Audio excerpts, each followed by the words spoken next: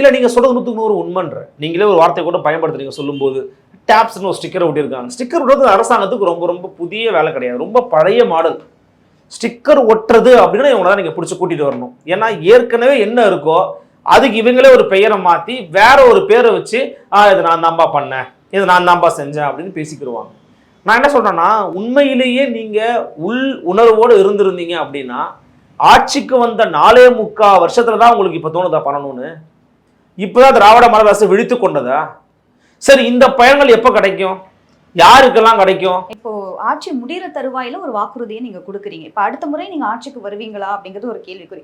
இல்ல அப்படியே வந்தாலும் இது நடைமுறைக்கு வருமா, இது சாத்தியமா, இல்ல இந்த எலெக்ஷன் நெருக்கம் அந்த வாக்குகள் வேணுங்கிறதுக்காக இப்போ இந்த ஒரு அறிவிப்பு கொடுத்துட்டா நம்ம பக்கம் வந்துரும் வாக்குகள் எல்லாம் அப்படிங்கிறதுக்காக அவங்க அதை பண்றாங்களா? எனக்கு என்னன்னா இவங்க எதை நம்பி பண்றாங்கன்னு தெரியல. ஏன்னா கஜானா காலி, எதை நம்பி பண்ணிக்கிட்டு இருக்காங்க? யார் பையில காசு எடுத்து கொடுக்க போறாங்க?